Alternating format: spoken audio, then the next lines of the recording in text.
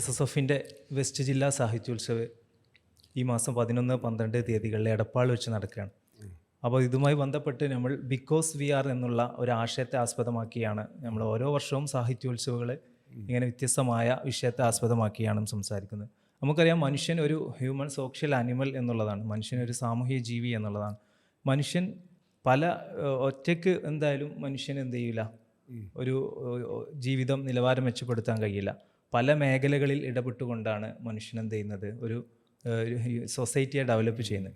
ഇതുമായി ബന്ധപ്പെട്ട് ഈ ഒരു തീമുമായി ബന്ധപ്പെട്ട് എങ്ങനെയാണ് ഇത് കണ്ടുവരുന്നത്? അല്ല, ഈ സാഹിത്യോത്സവ വേദിയിൽ ഇപ്പോൾ മലപ്പുറം വെസ്റ്റ് ജില്ലാ സാഹിത്യോത്സവമാണ് എടപ്പാട് വെച്ചിട്ട് ഈ മാസം 11, 12 തീയതികളിൽ നടക്കുന്നത്. വളരെ വിപുലമായിട്ടുള്ള ഒരു സാഹിത്യോത്സവം ആയതുകൊണ്ടാണ് ജില്ലയിൽ രണ്ടായിട്ട് തിരിച്ച് ഇങ്ങനെ ഈസ്റ്റ് വെസ്റ്റ് എന്നുള്ള രീതിയിൽ തിരിച്ച് സാഹിത്യോത്സവം നടത്തുന്നു. ഇത് 33ാമത്തെ സാഹിത്യോത്സവമാണ്. അതായത് 33 വർഷത്തെ സാർത്ഥകമായിട്ടുള്ള സാംസ്കാരിക ഇടപെടലുകളായിട്ടാണ് ഞാനിതിനെ കാണുന്നത്. ഈ 33 വർഷവും ഞാൻ സജീവമായിട്ട് ഈ സാഹിത്യോത്സവ വേദികളിൽ പങ്കെടുക്കുന്ന ഒരാളാണ്. വളരെ താഴെ തട്ടുന്ന തന്നെ ഉയർന്നു വന്ന് ഈ ഫാമിലി സാഹിത്യോത്സവം തൊട്ട് ദേശീയ സാഹിത്യോത്സവം വരെ, പിന്നെ മിക്കവാറും വിദേശ രാജ്യങ്ങളിലും സാഹിത്യോത്സവം നടക്കുന്നുണ്ട്. ഞാനിപ്പോൾ ഒമാനിൽ സാഹിത്യോത്സവത്തിൽ ഞാൻ അതിഥിയായിട്ട് പങ്കെടുത്തിരുന്നു. അതെന്ന് വെച്ചാൽ മനുഷ്യരെങ്ങനെ ചേർത്ത് നിർത്താൻ നമ്മളൊന്നും മനസ്സിലാക്കേണ്ട. കാരണം ഒരു ജീവിക്ക് അങ്ങനെ ഒറ്റയ്ക്ക് നിൽക്കാൻ കഴിയില്ല. നമ്മളിത് മാത്രമല്ല, ഒരു ബഹുസ്വരമായ പാരമ്പര്യം നമ്മൾ പുലർത്തിയിട്ടുള്ളത്. അതിന്നും അങ്ങനെ തന്നെയാണ്. ആ ബഹുസ്വര പാരമ്പര്യത്തിലാണ് നമ്മൾ നിൽക്കുന്നത്. ആദാന പ്രദാനങ്ങൾ നടക്കണം, കൊടുക്കൽ വാങ്ങലുകൾ നടക്കണം. എനിക്ക് തോന്നുന്നത് പലപ്പോഴും ഈ ഇസ്ലാമോഫോബിയയൊക്കെ രൂപപ്പെട്ട് വരാനുള്ള ഒരു പ്രധാനപ്പെട്ട കാരണം ഇസ്ലാമിൻ്റെ സാംസ്കാരിക പരിസരത്തെക്കുറിച്ച് അറിയാനോ ഒന്നുമുള്ള അവസരങ്ങൾ പലപ്പോഴും സൃഷ്ടിക്കാതെ പോകുന്നു. അജ്ഞതയിൽ നിന്നാണ് പലപ്പോഴും ഇതൊക്കെ ഉണ്ടാകുന്നത്. പക്ഷേ കേരളത്തിൻ്റേത് കുറച്ചുകൂടി വ്യത്യസ്തമാണ്. കാരണം കേരളത്തിലെ എല്ലാ ജനസമൂഹങ്ങളും ഒന്നിച്ച് കഴിയുന്നതാണ് കേരളത്തിൽ. അങ്ങനെ ഏതെങ്കിലും ഒരു ജാതിയുടെയോ മതത്തിൻ്റെയോ പോക്കറ്റുകളെന്ന് പറയാവുന്നതില്ല കേരളത്തിൽ. എല്ലാവരും അണ്ടി കൊടുക്കൽ വാങ്ങലുകൾ നമുക്ക് നന്നായിട്ട് നടക്കും. ഇപ്പോൾ തന്നെ എനിക്കറിയാം, ഈ നോമ്പ് കാലത്തൊക്കെ നോമ്പെടുക്കുന്ന എത്രയോ ഹൈന്ദവ സുഹൃത്തുക്കളുണ്ട്. അതുപോലെ നമ്മൾ ഈ സമൂഹ നോമ്പ് തുറകളൊക്കെ ആയിട്ട് ഇങ്ങനെ ആദാന പ്രദാനങ്ങൾ നടക്കുന്നുണ്ട്. അതുകൊണ്ടാണ് നിങ്ങളെ ഈ ഒരു ആശയത്തിന് പ്രാധാന്യം കിട്ടുന്നത്. ഇപ്പോൾ എന്തുകൊണ്ട് നമ്മൾ എന്ന് പറയും ആണല്ലോ. ഇപ്പോൾ ഞാനെപ്പോഴും ആലോചിക്കാവുന്ന ഒരു കാര്യം, കരീബിയൻ പാട്ടുകാരനായിട്ടുള്ള ബോബ് മാർലിയുടെ പാട്ടുകൾ ആദ്യം ഒരിക്കലും ഈ നീ എന്ന് അഭിസംബോധനയില്ല, നീയും ഞാനും എന്ന് പറയില്ല. അങ്ങനെയില്ല, അങ്ങനെ അഭിസംബോധനയില്ല. നീയും ഞാനും എന്നുള്ള രീതിയിൽ അഭിസംബോധന ചെയ്യുക. നമ്മൾ എന്നാ പറയാ, നമ്മൾ എന്നുള്ള രീതിയിലാണ് കോൺസ്റ്റിറ്റ്യൂഷന്റെ തന്നെ നമ്മൾ ഇന്ത്യൻ ജനത എന്നുള്ളത് നമ്മൾ എന്നാ പറയാം. നീ എന്ന് പറയുന്നത് ഒരു അപരവൽക്കരണത്തിന്റെ സ്വഭാവം. നീ നിങ്ങൾ എന്നൊക്കെ അങ്ങനെയില്ല, നമ്മളാണ്. അല്ലേ, നമ്മളാണ്. ഈ ഒരു ആശയം നിങ്ങൾ മുന്നോട്ട് വയ്ക്കുന്നുണ്ടെന്ന് എനിക്ക് പലപ്പോഴും തോന്നിയിട്ടില്ല. മാത്രമല്ല, ഇതിൻ്റെ വേറൊരു കൗതുകരമായ കാര്യം ഞാൻ നോക്കിയത്, ഈ സാഹിത്യോത്സവത്തിൻ്റെ തുടക്കത്തിലൊക്കെ പൊതുധാരയിൽപ്പെട്ട എഴുത്തുകാരൊക്കെ അപൂർവമായിട്ട് പങ്കെടുത്തിരുന്നുള്ളൂ. എനിക്ക് തന്നെ അറിയാം, പലപ്പോഴും ക്ഷണിച്ചു കഴിഞ്ഞാൽ പോകില്ല. കാരണം അവരോട്, നിങ്ങളെ പ്രത്യേകിച്ചും ഈ ദവാ കോളേജുകളിൽ നിന്നും മദ്രസകളിൽ നിന്നൊക്കെ വരുന്ന കുട്ടികളാണ്, ഇവരോട് എങ്ങനെ അഭിസംബോധന ചെയ്യുക എന്നൊക്കെ അറിയാത്തുണ്ട്. ഇപ്പം അങ്ങനെയല്ല. ഇപ്പോൾ ഒരു പൊതുഭാഷ എല്ലായിടത്തും വികസിച്ചു വന്നു. മാത്രമല്ല, നിങ്ങളുടെ പ്രസ്ഥാനത്തിനകത്തുനിന്ന് ആണ് ഒരുപക്ഷെ കേരളത്തിൽ ഇപ്പോൾ അടുത്ത കാലത്ത് കേരളത്തിലെ മികവുറ്റ എഴുത്തുകാർക്കൊക്കെ ഏറ്റവും കൂടുതൽ വായനക്കാർ ഉണ്ടാകുന്നു. എല്ലാ എഴുത്തുകാർക്കും നല്ല വായനക്കാരെ നിങ്ങൾ സംഭാവന ചെയ്ത് തുടങ്ങി. എനിക്ക് തന്നെ പറയാം. ഇപ്പം നിങ്ങളെ വേദിയിലൊക്കെ വെച്ചിട്ട് ഞാൻ വരുമ്പോൾ ഏതെങ്കിലും ഒരു പുതിയ പുസ്തകത്തെക്കുറിച്ച് ഞാൻ പറഞ്ഞാൽ കുട്ടികളത് തേടി പിടിച്ച് വായിക്കാനൊക്കെ ഉള്ള ശ്രമം നടക്കുന്നുണ്ട്. ഇതിന് വേറൊരു പലപ്പോഴും ഞാൻ ശ്രദ്ധിച്ചൊരു കാര്യം, ഈ സാഹിത്യോത്സവം തുടങ്ങുന്നതിനൊരു പശ്ചാത്തലം ഉണ്ടാവും. അത് ഞാൻ മനസ്സിലാക്കിയൊരു കാര്യം പറയാം. ഇപ്പോൾ സർക്കാർ സ്പോൺസർ ചെയ്തിട്ടാണ് യുവജനോത്സവം നടക്കുന്നത്, സ്കൂൾ കലോത്സവം. അതൊരു പക്ഷേ ഏഷ്യയിലെ തന്നെ ഏറ്റവും വലിയ ഒരു സംഭവമായിട്ടാണല്ലോ സ്കൂൾ കലോത്സവത്തെ കാണുക. പക്ഷേ പലപ്പോഴും ഈ ദവാ കോളേജിൽ നിന്നും ഒക്കെയുള്ള അല്ലെങ്കിൽ ഈ മദ്രസകളിൽ നിന്നൊക്കെയുള്ള കുട്ടികൾക്ക്, അത് കഴിഞ്ഞിട്ട് പിന്നെ ദവാ കോളേജുകളിലൊക്കെ പഠിക്കുന്ന കുട്ടികൾക്ക് അവിടേക്ക് പ്രവേശിക്കാൻ പ്രയാസമായിരുന്നു പലപ്പോഴും. അതെന്താ വെച്ചാൽ ഇത് എയ്ഡഡ് സ്കൂളുകളിലും സർക്കാർ സ്കൂളുകളിലും അവർക്ക് മാത്രമേ പങ്കെടുക്കാൻ പറ്റൂ. ഇല്ല. അപ്പോൾ അങ്ങനെ ബോധപൂർവം ഞാൻ പറയുന്നില്ല, അങ്ങനെ ഒരു പല കാരണങ്ങളാൽ മാറ്റി നിർത്തപ്പെട്ട ഒരു വലിയ വിദ്യാർത്ഥി സമൂഹത്തിന് വേണ്ടിയാണ് ഇത് ആരംഭിക്കുന്നത്. അതിപ്പോൾ അങ്ങ് വലിയ പ്രസ്ഥാനമായിട്ട് മാറിക്കഴിഞ്ഞു. ദേശീയ സാഹിത്യോത്സവത്തിലേക്ക് തന്നെ എനിക്ക് തോന്നും ഈ മുസ്ലിം സമൂഹത്തിന് ഏറ്റവും ചിട്ടയായിട്ട് നടക്കുന്ന സാംസ്കാരിക ഉത്സവങ്ങളൊന്നായിട്ട് അത് മാറി. എത്രയോ എഴുത്തുകാർ, പ്രാദേശിക തലം തൊട്ട് എത്രയോ എഴുത്തുകാർ പങ്കെടുക്കുന്നു. മാത്രമല്ല അതിൻ്റെ വേറെ പ്രത്യേകത, സാഹിത്യോത്സവ പുരസ്കാരം എന്നുണ്ട്, അത് ഏറ്റവും മികവുറ്റ എഴുത്തുകാർ. പിന്നെ അത് മാത്രമല്ല, ഇപ്പോൾ വേണമെങ്കിലും മതപരമായിട്ട് പറഞ്ഞാൽ ഈ അമുസ്ലിങ്ങളായിട്ടുള്ള എഴുത്തുകാർക്കാണ് ഇപ്പോൾ അടുത്ത കാലത്ത് കൂടുതലും കിട്ടിയിട്ടുണ്ടാവുക. എന്ന് വെച്ചാൽ മതവും ഒന്നും തന്നെ പരിഗണിക്കപ്പെടുന്നില്ല, പരിഗണിക്കപ്പെടുന്നത് സർഗാത്മകതയാണ്, കഴിവുകളാണെന്നുള്ളത്. ഞാനും ഈ സാഹിത്യോത്സവ പുരസ്കാരം ഏറ്റുവാങ്ങിയിട്ടുള്ള ഒരാളാണ്. അതിലെനിക്ക് വലിയ അഭിമാനം തോന്നിയിരുന്നു. അതാണ് ഈ സാഹിത്യോത്സവത്തിൻ്റെ ഒരു പശ്ചാത്തലം. മാത്രമല്ല, എനിക്ക് വരും കാലങ്ങളിൽ ഈ സാഹിത്യോത്സവം കേരളീയ സാമൂഹ്യ ജീവിതത്തിൽ ഉണ്ടാക്കിയിട്ടുള്ള ഇമ്പാക്റ്റുകളെ സംബന്ധിച്ചൊക്കെ അന്വേഷണങ്ങൾ നടക്കേണ്ടി വരും. ആരെങ്കിലുമൊക്കെ അത്ര അന്വേഷണങ്ങൾ നടത്തും. ഞാൻ വിചാരിക്കുന്നത് ഭാവിയിൽ ആരെങ്കിലുമൊക്കെ ഈ സാഹിത്യോത്സവം ഉണ്ടാക്കിയിട്ടുള്ള ഇമ്പാക്റ്റിനെ മുൻനിർത്തിക്കൊണ്ട് ചിലപ്പോൾ ഒരു PhD വരെ നമ്മൾ ഓരോ സാഹിത്യോത്സവം കഴിയുമ്പോഴേക്കും ഇപ്പോൾ ഫാമിലി തൊട്ട് ഏകദേശം നാഷണൽ ലെവൽ വരെ സാഹിത്യോത്സവം കഴിയുമ്പോഴേക്കും പരമാവധി വിഷയങ്ങളെ, സാംസ്കാരിക വിഷയങ്ങൾ, തീമിനെ വ്യത്യസ്ത വിഷയങ്ങൾ സാംസ്കാരിക ലീഡേഴ്സ് ചർച്ച ചെയ്ത് പോകുന്നുണ്ട് എന്നുള്ളതാണ്. അത് എനിക്ക് തന്നെ അറിയാം. എൻ്റെ തന്നെ ജനശലഭങ്ങളുടെ വീട്, ജൈവം മുതലായിട്ടുള്ള നോവലുകൾ പ്രമേയത്തിൻ്റെ ചർച്ചയായിട്ട് വന്നു, സാഹിത്യോത്സവത്തിൻ്റെ പ്രമേയ ചർച്ചയായിട്ട് വന്നു. ഈ 2 നോവലും അങ്ങനെ നമ്മൾ വേണമെങ്കിൽ കൃത്യമായിട്ട് പറഞ്ഞാൽ അങ്ങനെ എന്തെങ്കിലും ഒരു മുസ്ലിം സബ്ജക്റ്റ് ഒന്നുമല്ല, പൊതുവായിട്ടുള്ള എൻവയോൺമെൻറ്റും പൊതു മനുഷ്യ ജീവിതവും ദർശനങ്ങളും കടന്നു വരുന്നതാണ്. അപ്പോൾ അതിൻ്റെ അർത്ഥം ആ തരത്തിലുള്ള കൃതികൾ ചർച്ച ചെയ്യുന്നു. ആഫ്രിക്കൻ സാഹിത്യം പ്രമേയമായിട്ട് ചർച്ച ചെയ്യുന്നു. ഞാൻ മനസ്സിലാക്കുന്ന ഒരു ഘട്ടത്തിൽ ബെന്നോക്രിയുടെ കൃതികൾ വരെ സാഹിത്യോത്സവത്തിനെ പ്രമേയമാക്കുന്നതിനെക്കുറിച്ച് ആലോചിച്ചിരുന്നു, ചർച്ചാ പ്രമേയമാക്കുന്നത്. അപ്പോൾ അതുകൊണ്ട് കുട്ടികൾ വല്ലാതെ വായിക്കും. ഇതൊക്കെ വളരെ കൂടുതൽ വായനയിലേക്ക് പോകും. മാത്രമല്ല, കഴിഞ്ഞ ദിവസം ഞാൻ ഒരു സാഹിത്യോത്സവത്തിലെ വേദി, അതിൻ്റെ ഉദ്ഘാടന വേദിയിലേക്ക് ഞാൻ ചെല്ലുക. അപ്പോഴേക്കും മത്സരങ്ങളൊക്കെ തുടങ്ങിയിരുന്നു. ഞാൻ കയറി ചെല്ലുമ്പോൾ ONVയുടെ കവിതയാണ് കുട്ടികൾ ചൊല്ലുന്നത്. അങ്ങനെ അതിപ്രഗത്ഭരായിട്ടുള്ള മലയാളത്തിലെ അതിപ്രഗത്ഭരായിട്ടുള്ള കവികളുടെ കവിതകൾ ആലാപനത്തിന് വരുന്നു. അല്ലാതെ മാപ്പിള പാട്ടും മാത്രമൊന്നുമല്ല, ഖവാലി മാത്രമൊന്നുമല്ല, എല്ലാം പൊതുവായിട്ട് അഡ്രസ് ചെയ്യപ്പെടുന്നു. കാലത്തിനനുസരിച്ച് മത്സരങ്ങൾ AI പ്രോംപ്റ്റിംഗ് കാലം കൂടിയാണല്ലോ. ഇപ്പം നമ്മളെ മത്സരങ്ങൾ വരെ ആ തലത്തിലേക്ക് മാറിക്കൊണ്ടിരിക്കുകയാണ്. എനിക്ക് തോന്നുന്നു പെയിൻറ്റിങ്ങിൻ്റെ ഉണ്ട് അല്ലേ, പെൻസിൽ ഡ്രോയിങ്, പെയിൻറ്റിങ്, ചിത്രകല, ആ രീതിയിലൊക്കെ ഉള്ള മത്സരങ്ങൾ വരുന്നു. അതിലേക്കൊക്കെ വരുന്നു എന്ന് മാത്രമല്ല, ഇപ്പോഴത്തെ നമ്മൾ വേറെ കാര്യമുണ്ട്. ഇപ്പോഴത്തെ നമ്മളെ ഈ ദവാ കോളേജിലൊക്കെ ഈ മതപഠനം പൊതുപഠനത്തിൻ്റെയും കൂടി ഒരു മിശ്രണമാണല്ലോ നടക്കുന്നത്. അപ്പോൾ മതപഠനത്തിൻ്റെ ഭാഗമായിട്ടുള്ള ഡിഗ്രി എടുക്കുന്നു, കൂട്ടത്തിൽ പൊതുവായ വിഷയത്തെ സംബന്ധിച്ച് ഏതെങ്കിലും ഒരു ഡിഗ്രി, പോസ്റ്റ് ഗ്രാജുവേഷനാവാം അല്ലെങ്കിൽ ഗ്രാജുവേഷനൊക്കെ തന്നെ അങ്ങനെ എടുക്കുന്ന, സോഷ്യോളജി, ലിറ്ററേച്ചർ ഒക്കെ എടുക്കുന്ന കുട്ടികളുണ്ട്.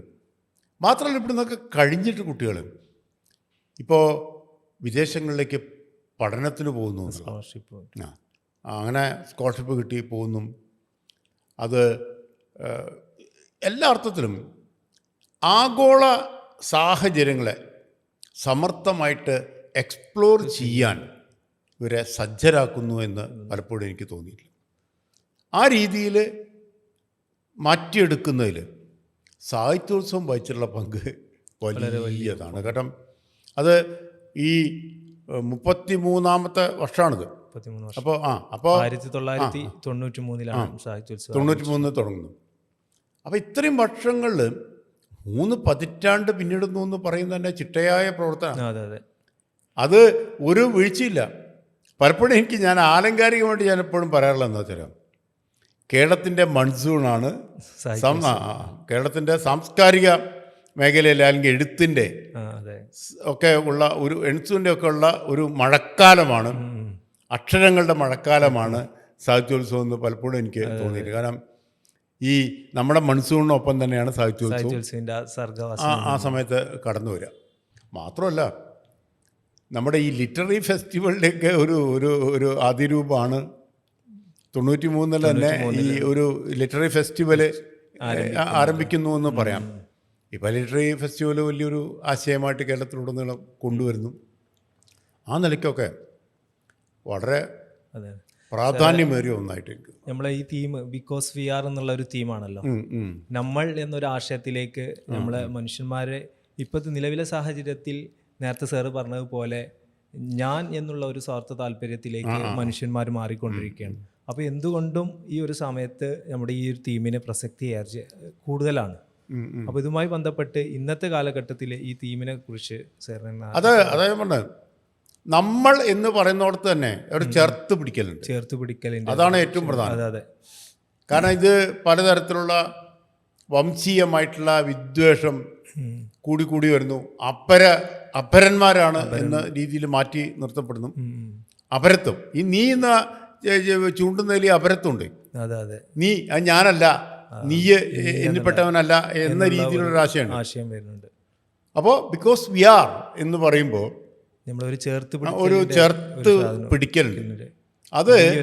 അതൊരു മികച്ച സാംസ്കാരിക ആശയം തന്നെയായിട്ട് ഈ ചേർത്ത് പിടിക്കൽ മാറും. അവിടെയാണ് ഞാൻ പറഞ്ഞത് വി എന്ന് പറയുന്നതിന് ഉള്ള അതിൻ്റെ അർത്ഥ കൽപ്പനയുടെ വ്യാപ്തി ആ തരത്തിലാണ് ഞാൻ കാണുന്നത്. അത് വളരെ വളരെ നല്ല ഒരാശയമാണ്. അല്ല, എല്ലാ കൊല്ലും പിന്നെ ഞാൻ സാഹിത്യോത്സവത്തെ ശ്രദ്ധിച്ചൊരു കാര്യം, എല്ലാ വർഷവും നവീകരിക്കപ്പെടുന്നു. അതാത് ഘട്ടങ്ങളിൽ ഓരോ വർഷവും നവീകരണങ്ങൾ സംഭവിക്കുന്നു, പുതിയ ആശയങ്ങൾ കടന്നു വരുന്നു. പ്രത്യേകിച്ചും ആർട്ടിഫിഷ്യൽ ഇൻ്റലിജൻസിൻ്റെ ഒരു കാലമാണ്. അപ്പോൾ അതും സർഗാത്മകതയിലേക്ക് ഇടപെടുന്നുണ്ട്. പക്ഷെ അത് സൂക്ഷിച്ച് ഉപയോഗിക്കുകയും വേണം.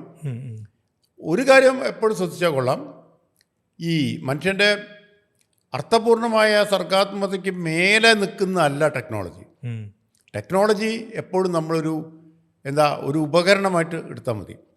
അതായത് നമ്മൾ പറയുന്ന പോലെ മെച്ചപ്പെട്ട ഒരു ഉപകരണം, ആയുധം എന്നുള്ളത്. അപ്പോൾ കാർഷിക ഉപകരണങ്ങളൊക്കെ നമ്മൾ ഉപയോഗിക്കുമ്പോൾ അതിങ്ങനെ ഓരോ കാലത്തും മെച്ചപ്പെടുത്തിയെടുക്കുന്നത് പോലെ ഒരു മെച്ചപ്പെട്ട ഒരു സംഗതിയാണ്. ആശയങ്ങൾ വിപുലമായ ലോകം ഉണ്ടാക്കാം. പിന്നെ വിജ്ഞാനത്തിൻ്റെ ലോകം നമുക്ക് ഒരു മൊബൈലിൽ തന്നെ എല്ലാം ലഭ്യമാകുന്ന ഒരു കാലഘട്ടത്തിൽ ഒരർത്ഥ വേറെ ശ്രദ്ധിക്കണം.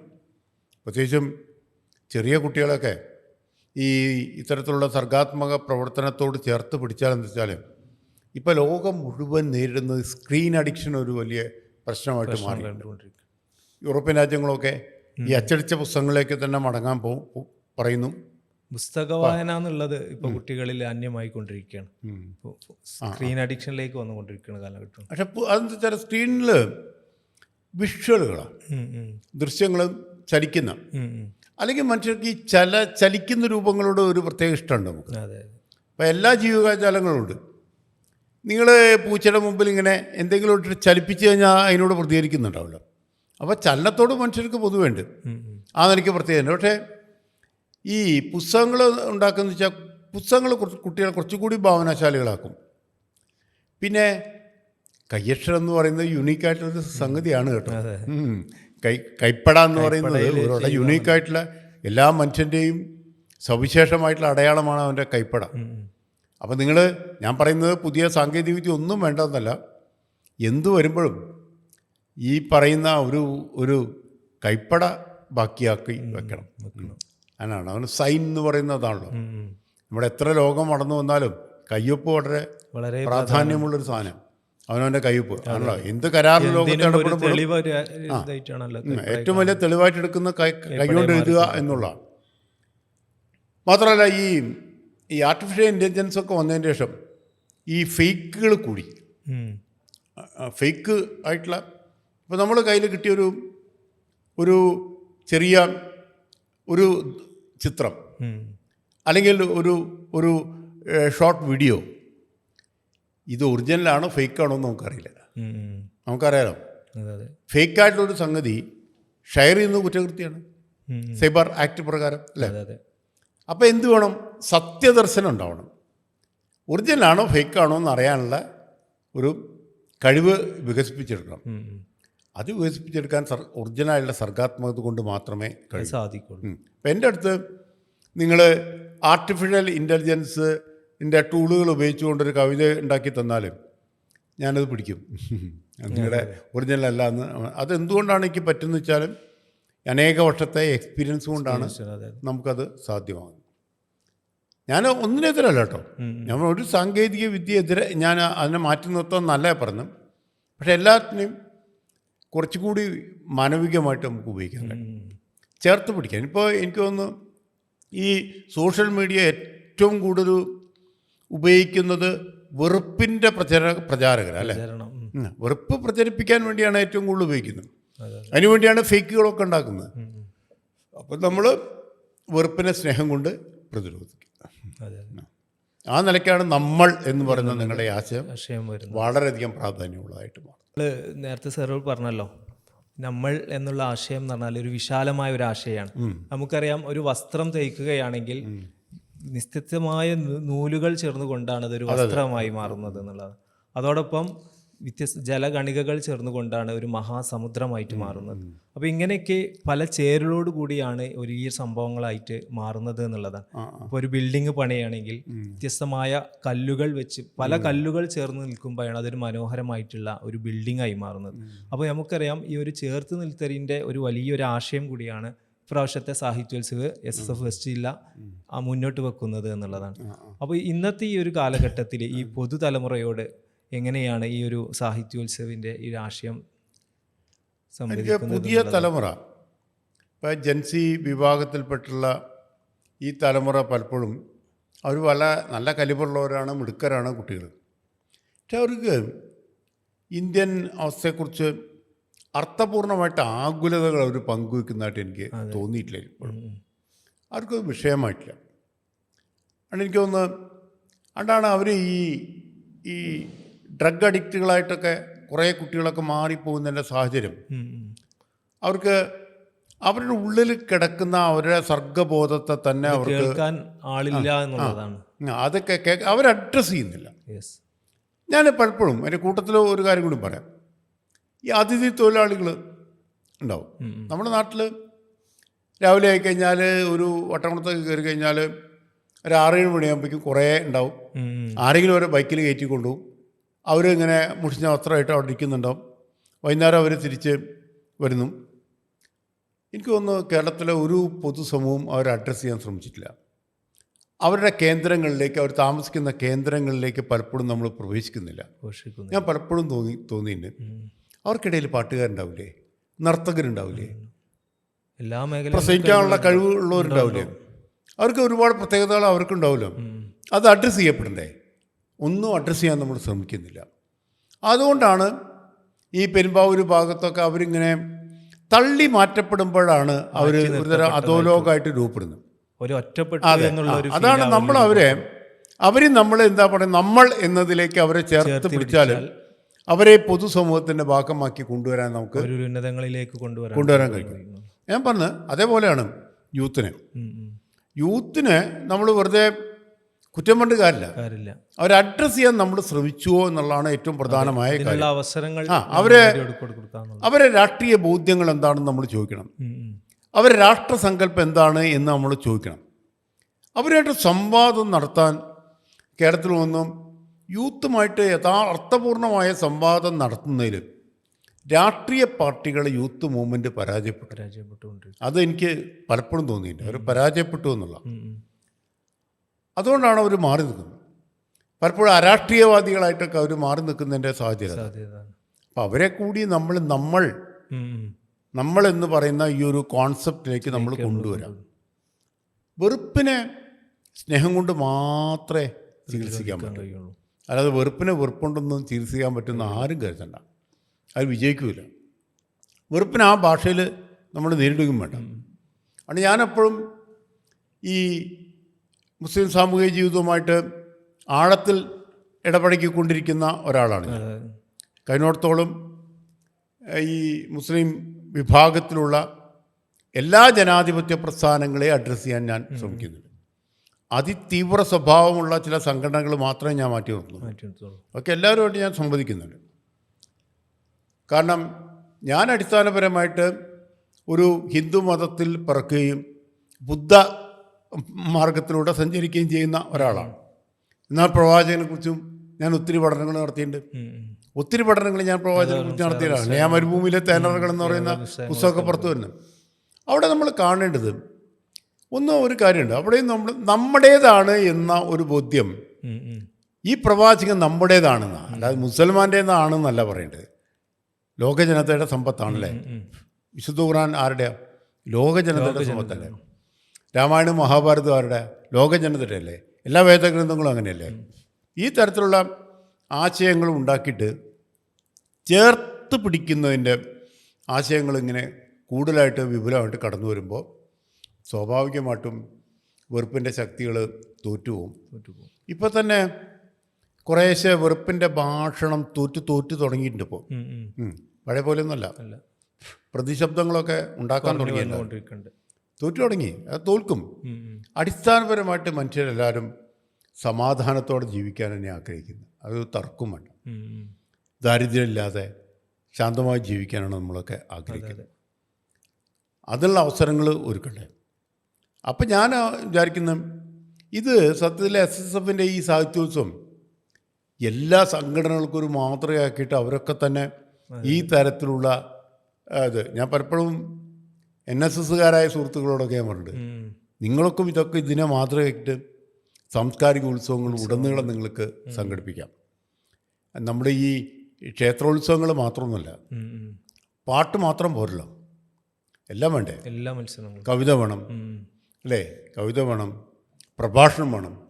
മാത്രമല്ല എനിക്ക് ഏറ്റവും ഈ ജൻസി ഗ്രൂപ്പിൽ പുതിയ പ്രശ്നം നേരിടുന്നതെന്ന് വെച്ചാൽ അവർ റീലുകളൊക്കെ ഇങ്ങനെ കണ്ട് ഒരു എന്താ പറയുക ക്ഷമ ഇല്ലാതെയാവുക അല്ലേ. നോക്കിയോ, ഈ സ്ക്രീൻ അഡിക്ഷൻ്റെ ഭാഗമായിട്ട് ക്ഷമ ഇല്ലാതെയാവുക. പലപ്പോഴും വളരെ കൂടുതൽ പേജുള്ള പുസ്തകം വാങ്ങിക്കുമായിരിക്കും, പക്ഷേ വാങ്ങിക്കുന്നത് കുറഞ്ഞു വന്നു. ഇപ്പം ഞാനൊക്കെ തകഴിയുടെയൊക്കെ കയറൊക്കെ വായിക്കുന്നൊരു സാഹചര്യമുണ്ട്. വിലാസിനിയുടെ അവകാശികൾ എന്ന് പറയുന്ന നോവൽ വായിക്കുന്ന ഇപ്പോൾ എന്നോട് ഈ ഏറ്റവും പുതിയ തലമുറയിലെ കുട്ടികൾ പറഞ്ഞു, ഞങ്ങൾക്ക് അങ്ങനെ വായിക്കാൻ കഴിയില്ല, 100 പേജ് ഇരുന്ന് വായിക്കൽ പോലും ഞങ്ങൾക്ക് അസാധ്യമായിട്ട് മാറിയിട്ടുണ്ട്. അത് മാറ്റണം, തലമുറ മാറ്റായിട്ട്. പിന്നെ നമ്മൾ പലപ്പോഴും SS പോലുള്ള മൂവ്മെൻറ്റുകളൊക്കെ ചെയ്യാവുന്നൊരു കാര്യം, ഈ നവസാങ്കേതികവിദ്യയൊക്കെ ഉപയോഗിക്കാം, പക്ഷേ ഗവേഷണത്തിനൊക്കെ പോകുമ്പോൾ യഥാർത്ഥ ഗ്രന്ഥങ്ങളിലേക്ക് തന്നെ മടങ്ങണം അല്ലേ. ഞാനെപ്പോഴും തമാശയ്ക്ക് പറയാറുണ്ട്, ഈ യൂട്യൂബ് ചാനലിൽ നിന്ന് മതം പഠിക്കാൻ പോണ്ടാരും. മതം ശരിക്ക് ഓരോ മതദർശനങ്ങളും ഗുരുമുഖത്ത് നിന്നല്ല പഠിക്കേണ്ടത്. അല്ല നമ്മുടെ മദ്രസ സമ്പ്രദായത്തിൻ്റെ ഏറ്റവും വലിയ മഹിമ എന്ന് പറയുന്നത് അത് വളരെ സെക്കുലറായിട്ട് മാറാനുള്ള കാരണം ദുർവ്യാഖ്യാനങ്ങൾ നടത്താതെ അതിൻ്റെ ആദ്യ സ്രോതസ്സിൽ നിന്നിങ്ങനെ അതിൽ തുടങ്ങി വരാം. അത് എല്ലാറ്റിനും ബാധകം. ചരിത്രം പഠിക്കുന്ന കുട്ടികൾ ശരിക്കുള്ള ചരിത്ര ഗ്രന്ഥങ്ങൾ മനസ്സിലാക്കിയേ മതിയാവും, അതിനാശ്രയിക്കണം. അല്ലാതെ നിങ്ങൾ ഈ ഫേക്കായിട്ടുള്ള ഇപ്പം തന്നെ എനിക്ക് തോന്നുന്നുണ്ട് പലപ്പോഴും പുസ്തകം വായിക്കാതെ ഈ AI ടൂളൊക്കെ ഉപയോഗിച്ചുകൊണ്ട് ഈ പ്രോജക്റ്റൊക്കെ ഉണ്ടാക്കിയിട്ട് സമർപ്പിക്കുന്ന ആ രീതി പ്രോത്സാഹിപ്പിക്കാൻ പാടില്ല. ആ പുസ്തകം വായിച്ച് തന്നെ ഉണ്ടാക്കുക, തർക്കമില്ല. ഇപ്പോൾ നമ്മൾ ഗാന്ധിജി ഒരു പേര് മാത്രമല്ലോ, ഒരു ദർശനമല്ലേ, ഒരു സമീപനമല്ലേ, ആശയം കൂടിയാണ് അല്ലേ. അല്ലെങ്കിൽ നമ്മൾ മൗലാന അബ്ദുൽ കലാം ആസാദ് എന്ന് പറയുമ്പോൾ അത് പേര് മാത്രമല്ലല്ലോ, അതൊരു ദർശനം കൂടിയല്ലേ. അപ്പോൾ ആ നിലയ്ക്ക് ആഴത്തിൽ പഠിക്കാൻ നമുക്ക് കഴിയണം അല്ലേ. അത് ഗാന്ധി ഒരു ആശയമാണെന്നും ആ ആശയമാണ് ഇന്ത്യയെ സ്വതന്ത്രമാക്കുന്നതിൽ ഏറ്റവും കൂടുതൽ പങ്കുവഹിച്ച ഒരു ആശയത്തിൻ്റെ പേര് കൂടിയാണ് ഗാന്ധി അല്ലേ. ഗാന്ധി നമ്മൾ ഒറ്റയ്ക്കല്ലല്ലോ പറയാം, ഗാന്ധിയും അലി സഹോദരന്മാരും അല്ലേ. അങ്ങനെ ഒരു തരം ചേർത്ത് പിടിക്കലുണ്ട് അല്ലേ ഉടനീളം. ഇപ്പോൾ 1921 മലബാർ സ്വാതന്ത്ര്യ സമരത്തിൻ്റെ ഹിസ്റ്ററി ഞാൻ ആഴത്തിൽ പഠിക്കുമ്പോൾ നമ്മളൊന്ന് മനസ്സിലാക്കേണ്ട കാര്യം, ഹിന്ദുക്കളും മുസ്ലിങ്ങളും ഒക്കെ ചേർന്ന് ബ്രിട്ടീഷ് സാമ്രാജ്യത്തിനെതിരായി നടത്തിയ പോരാട്ടമാണത്. എത്രയോ ഹിന്ദു പോരാളികൾ ആ മൂവ്മെൻറ്റിലുണ്ടായില്ലേ. അതൊക്കെ മാറ്റി നിർത്തപ്പെടുകയും വികലമാക്കപ്പെടുകയും ചെയ്യുന്നു എന്നുള്ളൊരു കാലഘട്ടത്തിലും ഇത്തരത്തിലുള്ള അർത്ഥപൂർണമായ ഇടപെടലുകളിൽ നിന്ന് നമ്മളെന്ന ആശയം ഈ അപരത്വത്തെയും വിദ്വേഷത്തെയും തോൽപ്പിക്കാൻ നമുക്ക് കഴിയുമെന്നുള്ളത്. തീർച്ചയായിട്ടും അപരത്വത്തെയും വിദ്വേഷത്തെയും തോൽപ്പിക്കാനുള്ള ഒരു ടൂളായിട്ട് നമുക്ക് ഇത്തരത്തിലുള്ള ആശയങ്ങളെ എടുക്കാൻ സാധിക്കുന്നു. സാറ് നേരത്തെ പറഞ്ഞല്ലോ, ഒരുപാട് സാഹിത്യോത്സവ വേദികളിലെ ഉദ്ഘാടന സെഷനും മാത്രമല്ല SSFന്റെ സാഹിത്യോത്സവ അവാർഡും കൂടി സ്വന്തമാക്കിയതാണ് സാർ എന്നുള്ളത്. അപ്പോൾ ഒരുപാട് അനുഭവങ്ങൾ സാഹിത്യോത്സവയിലൂടെ ഉണ്ടാകും. ഇപ്രാവശ്യത്തെ SSFന്റെ വെസ്റ്റ് ജില്ലാ സാഹിത്യോത്സവ് ഒരു 10 വർഷങ്ങൾക്ക് ശേഷം അല്ലെങ്കിൽ 12 വർഷങ്ങൾക്ക് ശേഷം എടപ്പാളിൻ്റെ മണ്ണിലേക്ക് വിരുന്നെത്തിക്കൊണ്ടിരിക്കുകയാണ്. എങ്ങനെയാണ് ആ നാട്ടുകാർ ഇപ്രാവശ്യത്തെ സാഹിത്യോത്സവിനെ കാണുന്നത്? അവിടുത്തെ ജനം ഏറ്റെടുക്കുന്നത് എങ്ങനെയൊക്കെയാണ് സാഹിത്യോത്സവിനെ? അല്ല, ഇപ്പം തന്നെ ഒരു നിങ്ങളെ വെസ്റ്റ് ജില്ലാ സാഹിത്യോത്സവത്തിന് അരങ്ങൊരുങ്ങുന്ന എടപ്പാളാണെന്ന് വന്നതോടുകൂടി ഇപ്പം തന്നെ ചലിച്ചു കഴിഞ്ഞു. ചലിച്ചു കഴിഞ്ഞു. ഇന്നിപ്പോൾ ഞാൻ വരുമ്പോഴൊക്കെ തന്നെ പ്രചരണം ഗംഭീരമായിട്ട് ഉണ്ടാക്കുന്നു. പിന്നെ മാത്രമല്ല, എടപ്പാൾ യഥാർത്ഥത്തിൽ എടപ്പാളെന്ന് പറയുന്നത് പൊന്നാനിയുടെ താലൂക്ക്. പൊന്നാനി എന്ന് പറഞ്ഞാൽ കേരളത്തിലെ മലബാറിലെ തന്നെ ഏറ്റവും വലിയ സാഹിത്യ കേന്ദ്രമാണ്. സാഹിത്യത്തിൻ്റെ മാത്രമല്ല, ചിന്താധാരയുടെ കേന്ദ്രം. ഷെയ്ഖ് സൈനുദ്ദീൻ മഖ്ദൂമിൻ്റെ കേന്ദ്രം അല്ലേ. അദ്ദേഹത്തിൻ്റെ ഈ എന്താ പറയുക, അദ്ദേഹത്തിൻ്റെ ആ ചരിത്ര ഗ്രന്ഥം. പിന്നെ മാത്രമല്ല, അവിടെ നടന്നിട്ടുള്ള മതവുമായി ബന്ധപ്പെട്ടുകൊണ്ടുള്ള അർത്ഥപൂർണമായ സംവാദങ്ങൾ നടന്ന ധാരാളം ഗ്രന്ഥങ്ങൾ രചിക്കപ്പെട്ട, വിദേശികളുമായിട്ടുള്ള ആദാനപ്രദാനങ്ങൾ നടന്ന, പോർച്ചുഗീസ് ആധിപത്യത്തിനെതിരെ വലിയ പോരാട്ടങ്ങളൊക്കെ നടന്ന അല്ലേ മരക്കാന്മാരുടെ കേന്ദ്രമായിരുന്ന, അതേസമയം സാമൂതിരിയുടെ കേന്ദ്രമായിരുന്നു ഒക്കെ ആയിരുന്നല്ലോ പൊന്നാനി. ഒരുപാട് പ്രത്യേകതയുണ്ട് പൊന്നാനിക്ക്, ഒരുപാട് പ്രത്യേകത. ആ പൊന്നുമായിട്ട് ബന്ധപ്പെട്ട ആ പേര് തന്നെ വരുന്നത്, പൊന്നിൻ്റെ വ്യാപാരമായിട്ട് ബന്ധപ്പെട്ടാണ് പേര് വരുന്നത്. അതിലേക്ക് ഞാൻ പോകുന്നില്ല. പക്ഷേ പൊന്നാനിയുടെ ഈ ഒരു വളരെ യുണീക്കായിട്ടുള്ള ഒരു പാരമ്പര്യമുണ്ട് അവിടെ. ആ പാരമ്പര്യം വളരെ വ്യത്യസ്തമായ പാരമ്പര്യമാണ്. ആ പാരമ്പര്യത്തിൽ നിന്നല്ലേ റൂബിനെ പോലെ എഴുത്തുകാരുണ്ടാകുന്നത്. സത്യത്തിൽ ഉമാച്ചു എന്ന് പറയുന്ന അദ്ദേഹത്തിൻ്റെ നോവൽ വായിക്കുമ്പോൾ അദ്ദേഹം ഒരു എന്താ പറയുക, അമുസ്ലിമാണെന്ന് വിശ്വസിക്കാൻ പോലും പ്രയാസമാണ്. അത്രമാത്രം ആഴത്തിലാണ് അദ്ദേഹം എന്താ പറയുക മുസ്ലിം സാമൂഹിക ജീവിതത്തെക്കുറിച്ച് ഉള്ള അദ്ദേഹത്തിൻ്റെ ആ നോവൽ. അദ്ദേഹത്തിൻ്റെ നിലപാടുകളൊക്കെ പൊന്നാനിത്തെ ആ നിലപാടുകളൊക്കെ പ്രത്യേകതയുണ്ട്. അപ്പോൾ മുഹമ്മദ് അബ്ദുറഹ്മാൻ സാഹിബിനെ കുറിച്ച് കവിത എഴുതിയിട്ടുണ്ട് 2 വലിയ കവികൾ, എടശ്ശേരിയും മഹാകവി അക്കിത്തു. മാത്രമല്ല എടശ്ശേരിയാണല്ലോ ഇസ്ലാമിലെ വന്മല എന്ന് പറയുന്ന ഗംഭീരമായിട്ടുള്ള കവിത അദ്ദേഹത്തിൻ്റെ. അവിടെ പണ്ട് തന്നെ ഈ ആദാനപ്രദാനങ്ങൾ നടന്നിട്ടില്ല. അത് പിന്നെ വലിയൊരു ഹ്യൂമനിസ്റ്റ് മൂവ്മെൻറ്റിൻ്റെ കേന്ദ്രമാണ്. എം ഗോവിന്ദൻ്റെ കേന്ദ്രമാണ്. ഉറൂബിൻ്റെ ആശയങ്ങളുടെ കേന്ദ്രമാണ്. അക്കിത്തത്തിൻ്റെ ആണ്. ഇങ്ങനെ കടമനാട് കൃഷ്ണൻ്റെ ആണ്. പിന്നീട് പിൽക്കാലം എൻ്റെ തലമുറയിൽപ്പെട്ട ഒത്തിരി എഴുത്തുകാർ കടന്നു വന്നു. അങ്ങനെ അതേപോലെ എടപ്പാളിലെ വെള്ളത്തോൾ വിദ്യാപീഠം, അതിൻ്റെ പ്രവർത്തനങ്ങൾ നടന്നുകൊണ്ടിരിക്കും. 70കളുടെ അവസാനത്തിലാണ് ഡോക്ടർ ചാത്തനാഥ് അച്യുതനുണ്ണി എടപ്പാളെത്തുന്നതും ഈ വെള്ളത്തോൾ വിദ്യാപീഠം ആരംഭിക്കുന്നു. അത് അതിൻ്റെ കീഴിൽ നടന്നിട്ടുള്ള സാഹിത്യ സംവാദ വേദികളിലൂടെയാണ് ഞാനൊക്കെ എഴുത്തുകാരനായിട്ട് മാറുന്നത്. എത്രയോ പുതിയ എഴുത്തുകാർ എൻ്റെ തലമുറയിൽ തന്നെ പി രാമേന്ദ്രനെ പോലുള്ള മോനക്ഷൻ കാലടിയെ പോലുള്ള എഴുത്തുകാർ ഒക്കെ ഉണ്ട്. അങ്ങനെ എഴുത്തുകാരെ കൊണ്ട് സമ്പന്നമാണ്. മാത്രമല്ല എടപ്പാളിൽ തന്നെ ഏറ്റവും പ്രശസ്തനായിട്ടുള്ളൊരു കവിയായിരുന്നു PM പള്ളിപ്പാട്. അദ്ദേഹത്തിൻ്റെ ജന്മശതാബ്ദി വർഷം കൂടിയാണിത്. അത് ഞങ്ങൾക്ക് ഗുരുസ്ഥാനിയാണ്. ആ നിലയ്ക്ക് ഒത്തിരി സാഹിത്യ പാരമ്പര്യമുള്ള എടപ്പാളിലേക്കാണ് പ്രാവശ്യത്തെ ഇത്തവണത്തെ സാഹിത്യോത്സവം കടന്നു വരുന്നത്. തീർച്ചയായിട്ടും പൊന്നാനിയുടെ സാംസ്കാരിക പരിസരത്തെ അർത്ഥവത്തായിട്ടുള്ള ഒരു ഒരു ഒരു സംവാദവേദി കൂടിയായിട്ട്, സാഹിത്യം ഒരർത്ഥത്തിൽ സംവാദം കൂടിയാണ്. അതെ. നമ്മളൊരു കവിത ആലപിക്കുമ്പോൾ ചർച്ച ചെയ്യുകയും ഒരു കവിത ആലപിക്കുമ്പോൾ ആ കവിതയെ കേന്ദ്രീകരിച്ചുകൊണ്ട് പിന്നെ ആലാപനയുടെ സ്വാഭാവികമായിട്ടും ആ സ്റ്റേജിൽ വെച്ചല്ലാതെയും ഒരുപാട് ചർച്ച നടക്കും, ചർച്ചയിലേക്ക് വരും. അതുകൊണ്ട് സാഹിത്യം ഒരർത്ഥത്തിൽ സംവാദങ്ങളുടെ ഒരു വേദി കൂടിയാണ് എന്നുള്ള കാര്യത്തിൽ കൂടി ഓർക്കണം. ആ നിലയ്ക്ക് ഞാനും എടപ്പാൾക്കാരൻ എന്ന നിലയിൽ വെസ്റ്റ് ജില്ലാ സാഹിത്യോത്സവത്തെ ഞാനും സ്വാഗതം ചെയ്യുകയാണ്.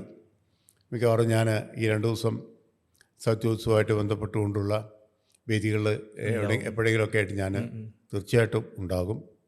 ഈ എടപ്പാളിലെ കടന്നു വരുന്ന ഈ സാംസ്കാരിക ഉത്സവത്തിന് ഞാനും എല്ലാ തരത്തിലുള്ള ആശംസകൾ